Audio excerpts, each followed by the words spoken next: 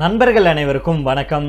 சற்று முன் பாத்தீங்க அப்படின்னா ரஷ்யா சொன்ன ஒத்த வார்த்தை அப்படியே ஆடி போயிருக்காங்க அமெரிக்கா. இது மட்டும் இல்லாம இந்தியாவுக்கு சாதகமாக ரஷ்யா வந்து ஒரு முக்கியமான விஷயத்த சொல்லியிருக்காங்க. அது என்ன அப்படிங்கிறத நம்ம இந்த வீடியோல தெரிஞ்சுக்கலாம். அதை தொடர்ந்து பாத்தீங்க அப்படின்னா இந்தியாவுக்கு ஒரு மிகப்பெரிய ஒரு ஜாக்பாட், ஒரு மிகப்பெரிய மைல்கல் அப்படின்னே சொல்லலாம். இது வந்து உண்மையிலேயே வந்து இந்த டீல் வந்து முக்கியமானது அப்படின்னே சொல்லலாம். அது என்ன அப்படிங்கிறத நம்ம இந்த வீடியோல தெரிஞ்சுக்கலாம். அதை தொடர்ந்து பாத்தீங்கன்னா வர்த்தக டீல்ல திடீர் மாற்றம் ஏற்பட்டிருக்கு. இதனால உண்மையிலேயே யாருக்கு லாபம் என்ன அப்படிங்கிறத நம்ம இந்த வீடியோல தெரிஞ்சுக்க போறோம். அதுக்கு முன்னாடி நம்முடைய சேனலை சப்ஸ்கிரைப் பண்ணலன்னா மறக்காம சப்ஸ்கிரைப் பண்ணிக்கோங்க. புதுசா பார்த்துட்டு இருக்கீங்கனாலும் சப்ஸ்கிரைப் பண்ணிட்டு பாருங்க. அதே போல Facebook, இன்ஸ்டாகிராம்லயும் வீடியோக்கள் போறோம், அங்கேயும் வந்து ஃபாலோ பண்ணிக்கோங்க. நம்முடைய நாட்டுக்கு விதிக்கப்பட்ட 50% வரியை அமெரிக்க அதிபர் டொனால்ட் ட்ரம்ப் அவர்கள் 18% குறைச்சாரு. இது மட்டும் இல்லாம நம்முடைய நாடு ரஷ்யா கிட்ட இருந்து கச்சா எண்ணெய் வாங்குறத நிறுத்துவதாக நம்முடைய நாடு உறுதியளிச்சிருக்கு அப்படின்னு டொனால்ட் ட்ரம்ப் அவர்கள் சொல்லிட்டு வர்றாரு. இதனால நட்பு நாடான ரஷ்யாவை மத்திய அரசு கைவிடுகிறதா அப்படிங்கிற கேள்வி எழுந்துள்ள நிலையில தான் ரஷ்யாவுடைய வெளியுறவுத்துறை அமைச்சரே, அதாவது செர்ஜி லாவ்ரோவ் இருக்கார் இல்லையா, வெளியுறவுத்துறை அமைச்சர், அவரே முக்கியமான விளக்கம் ஒன்று கொடுத்திருக்கிறாரு. இந்தியாவுக்கும் அமெரிக்காவுக்கும் இடையே இப்போ வர்த்தக ஒப்பந்தம் போடப்பட்டிருக்கு. நம்ம எல்லாத்துக்குமே தெரியும். கடந்த சில நாட்களாகவே அது பத்தின செய்திகள் தான் வந்துட்டு இருக்கு. அதனால என்ன நடந்துச்சு, ஏது நடந்துச்சு, இதுக்கு முன்னாடி ட்ரம்ப் அவர்கள் என்ன பண்ணார் அப்படிங்கிற தகவலை எல்லாம் சொல்லி உங்களுக்கு போர் அடிக்க விரும்பல. நேரடியாக நம்ம விஷயத்துக்குள்ள போயிடலாம். அதாவது 18% குறைச்சார் இல்லையா, இந்த 18% வந்து ரஷ்யா கிட்ட இருந்து கச்சா எண்ணெய் வாங்குவதை நிறுத்த இந்தியா ஒப்புக்கொண்டிருக்கு. இதனால தான் அந்த வரியை வந்து நாங்கள் நீக்கணும் அப்படின்னு ட்ரம்ப் அவர்கள் அறிவிச்சாரு. ஆனால் நம்ம ரஷ்யாவை எடுத்துக்கிட்டோம் அப்படின்னா நமக்கு ஒரு நெருங்கிய நட்பு நாடாகும். இப்பேற்பட்ட சூழலை தான் ட்ரம்ப் சொன்னது போல நம்முடைய நாடு ரஷ்யாவிடம் கச்சா எண்ணெய் கொள்முதலை நிறுத்துகிறதா அப்படிங்கிற கேள்வி எழுந்துச்சு. ஆனால் இது பற்றி ட்ரம்ப் அவர்கள் தான் இப்படி சொல்லிட்டு வர்றாரே தவிர பிரதமர் மோடி அவர்களோ மற்றும் நம்முடைய மத்திய அரசு சார்பில் இன்னும் எந்த ஒரு அறிவிப்பும் செய்யப்படலை. ரஷ்யா கிட்டே இருந்து கச்சா எண்ணெய் வாங்குவதை இந்தியா குறைத்து இருந்தாலும் தொடர்ந்து வாங்கிட்டு தான் வர்றாங்க.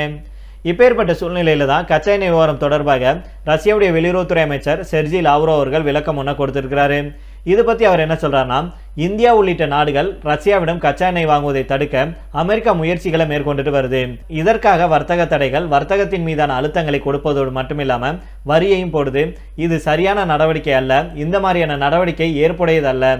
ரஷ்யா கிட்ட இருந்து கச்சா எண்ணெய் வாங்குவதை இந்தியா நிறுத்த ஒப்புக்கொண்டதாக ட்ரம்ப் மட்டும்தான் சொல்லிட்டு வர்றாரு. ட்ரம்ப்பை தவிர இந்தியாவை சேர்ந்த யாரும் சொல்லல. இந்திய தரப்புல இருந்து இது பற்றி எதுவும் சொல்லப்படல.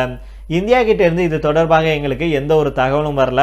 பிற நாடுகளைப் போல் இந்தியாவுக்கும் தங்களுடைய வர்த்தகம், வணிகத்தை சுதந்திரமாக மேற்கொள்ள உரிமை இருக்கு. கச்சா எண்ணெயை நாட்டின் தேவைக்கு ஏற்ப யாரிடம் வாங்க வேண்டும் அப்படிங்கிற முடிவெடுக்கும் உரிமை இந்தியாவுக்கு இருக்கு அப்படின்னு அவர் சொல்லியிருக்கிறாரு. ரஷ்யாவிடம் கச்சா எண்ணெய் வாங்குவதை நிறுத்த நம்முடைய நாடு ஒப்புக்கொண்டதாக ட்ரம்ப் அவர்கள் சொல்லிட்டு வந்தாலும் கூட இன்னும் பிரதமர் மோடி அவர்களும் மத்திய எரிசக்தி துறை அமைச்சகம் சார்பில் எந்த ஒரு கருத்தும் சொல்லப்படலை.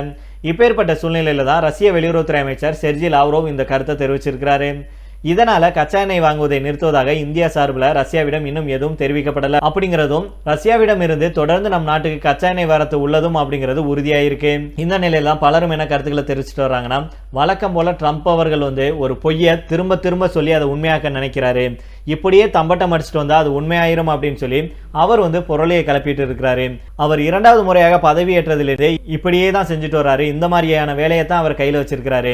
அதனால ட்ரம்ப் அவர்கள் சொல்றதை நம்ம அவ்வளவு சீக்கிரம் நம்ப கூடாது அப்படின்னும், அப்படியே வந்து ட்ரம்ப் அவர்கள் வந்து இந்தியா நிறுத்திடுச்சு அப்படின்னு சொன்னாலும் இந்தியா வந்து அதை செய்ய மாட்டாங்க அப்படின்னு நம்ம இந்தியா மேல நம்பிக்கை வைக்கணும்.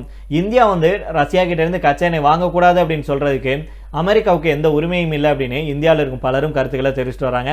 அதுதான் நம்முடைய கருத்தாக இருக்கு. இருந்தாலும் அமெரிக்கா கூட நமக்கு வர்த்தக டீல் ஏற்பட்டிருக்கு. எது நமக்கு ஒத்து வருமோ அதை மட்டும்தான் இந்தியா வந்து ஓகே சொல்லி அமெரிக்கா கூட டீல் போட்டிருக்காங்க. நம்முடைய நாட்டில் இருக்கும் எதிர்கட்சியினர் உள்பட அமெரிக்கா கிட்ட இந்தியாவை அடகு வச்சுட்டாங்க, மண்டிட்டாங்க, அப்படி இப்படிலாம் கதையை விட்டுட்டு வராங்க. ஆனா விஷயம் என்ன அப்படிங்கிறது எல்லாத்துக்குமே தெரியும். இப்படி தேவையில்லாம ஒரு விஷயத்தை கிளப்பி விட்டு மக்களை திசை திருப்புறது தான் நம்முடைய நாட்டில் இருக்கும் எதிர்கட்சியினருக்கு வேலையாவே இருக்கு. அதனால யார் என்ன சொன்னாலும் இந்தியா எப்பேற்பட்ட முடிவை எடுத்திருக்கு, எந்த அளவுக்கு வந்து நாம அமெரிக்காவுக்கு ஒத்துழைச்சிருக்கிறோம், அதே போல அமெரிக்கா நம்ம கிட்ட எப்படி மண்டிட்டு இருக்கு அப்படிங்கிறது நம்ம எல்லாத்துக்குமே தெரியும். அதனால ரஷ்யா கிட்ட இருந்து கச்சா எண்ணெய் வாங்குறத இந்தியா தொடர்ந்து வாங்கிட்டு தான் இருக்காங்க. அது இப்போதைக்கு நிறுத்த போறது இல்லை அப்படிங்கிறதா இப்போ இருக்கும் தகவல் வச்சு நமக்கு தெரிய வருது. பொறுத்திருந்து பார்க்கலாம். இதை தொடர்ந்தே பார்த்தீங்க அப்படின்னா இந்தியா அமெரிக்கா இடையிலான வர்த்தக ஒப்பந்தம் குறித்த அறிவிப்பு கடந்த பிப்ரவரி 6ஆம் தேதி வெளியிடப்பட்டது. இருந்தாலும் சில நாட்களையே அதுல சில மாற்றங்களை செய்த அமெரிக்கா மற்றொரு அறிவிப்பை வெளியிட்டாங்க. இந்த மாற்றம் எதுக்காக செய்யப்பட்டது அப்படிங்கிற குறித்தும், இது இந்தியாவுக்கு சாதகமா இல்லையா அப்படிங்கிற குறித்து தான் நம்ம பார்க்க போறோம். இதற்கிடையில தான் வெளியுறவுத்துறை அமைச்சகம் இது தொடர்பாக விளக்கம் ஒன்று கொடுத்திருக்காங்க. அதுல இந்தியா அமெரிக்கா இடைக்கால வர்த்தக கட்டமைப்பு குறித்து வெள்ளை மாளிகையுடைய திருத்தப்பட்ட விளக்க குறிப்பு 2 நாடுகளுக்கும் இடையிலான அடிப்படை புரிதலை எந்த வகையிலும் மாற்றவில்லை அப்படின்னு தெளிவுபடுத்தியிருக்காங்க. ஒருமித்த கருத்தின் அடிப்படையிலேயே கூட்டு அறிக்கையில் திருத்தங்கள் செய்யப்பட்டுள்ளதாகவும் வெளியுறவு அமைச்சகம் வலியுறுத்தியிருக்காங்க. இது தொடர்பாக மத்திய வெளியுறவு அமைச்சகம் மேலும் என்ன சொல்றாங்கன்னா, பரஸ்பர நன்மை பயக்கும் வர்த்தகத்திற்கான இடைக்கால ஒப்பந்தம் குறித்த இந்திய அமெரிக்க கூட்டறிக்கை கடந்த பிப்ரவரி 7ஆம் தேதி வெளியிடப்பட்டது. இந்த கூட்டறிக்கை தான் இந்த வர்த்தக கட்டமைப்புக்கான அடிப்படை. இதுவே எங்கள் பரஸ்பர புரிதலின் ஆதாரமாக தொடருது அப்படின்னு சொல்லப்பட்டிருக்கு. இந்த இடைக்கால வர்த்தக ஒப்பந்தத்தை செயல்படுத்த 2 நாடுகளும் இணைந்து செயல்படும் அப்படின்னு வெளியுறவு அமைச்சகம் தெரிவிச்சிருக்காங்க. மேலும் 2 நாடுகளுடைய புரிதலின் அடிப்படையிலேயே வர்த்தக ஒப்பந்தத்தில் தேவையான மாற்றங்கள் செய்யப்பட்டுள்ளதாகவும் வெளியுறவு அமைச்சகம் சுட்டிக்காட்டியிருக்காங்க. இந்தியா அமெரிக்கா இடையே முதல்ல வர்த்தக ஒப்பந்தம் குறித்த அறிக்கை வெளியாச்சு. இருந்தாலும் அதுல விவசாயம் கொள்முதல் தொடர்பாக இருந்த சில பாயிண்ட்கள் சலசலப்பை ஏற்படுத்துச்சு. அதைத் தொடர்ந்து அந்த பாயிண்ட்களை மாற்றி அமெரிக்க வெள்ளை மாளிகை மற்றொரு அறிக்கையை வெளியிட்டது. அதுல பல முக்கிய மாற்றங்கள் செய்யப்பட்டிருக்கு. இந்த திருத்தங்கள் இந்தியாவுடைய நிலைப்பாடுகளை பாதுகாக்கும் விதமாக அமைஞ்சிருக்கு. அமெரிக்காவிலிருந்து இறக்குமதி செய்யப்படும் சில விவசாய பொருட்களுக்கு வரியை குறைக்க இந்தியா முடிவு செஞ்சிருக்காங்க. அந்த வரி குறைப்பு பட்டியலில் குறிப்பிட்ட பருப்பு வகைகள் அப்படிங்கிற வார்த்தை இடம்பெற்றிருந்தது. அந்த வார்த்தை இப்போது நீக்கப்பட்டிருக்கு. அதனால பருப்பு வகைகளுக்கு இந்தியா வரியை குறைக்காது. இதன் மூலம் இந்திய விவசாயிகள் பாதுகாக்கப்படுறாங்க. அதே போல அமெரிக்காவிலிருந்து $500 பில்லியன் மதிப்புள்ள பொருட்களை இந்தியா வாங்க உறுதி பூண்டிருக்காங்க அப்படிங்கிற வாக்கியம் வாங்க உத்தேசித்துள்ளது அப்படின்னு மாற்றப்பட்டிருக்கு. அதாவது உறுதி பூண்டிருக்கு அப்படிங்கிறதுக்கு பதிலாக உத்தேசித்துள்ளது அப்படின்னு மாற்றப்பட்டிருக்கு.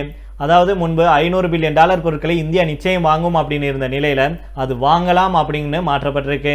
மேலும் திருத்தப்பட்ட விளக்க குறிப்புல இந்தியா கொள்முதல் செய்யவிருக்கும் துறைகளில் விவசாய பொருட்களுடைய பட்டியல் நீக்கப்பட்டிருக்கு.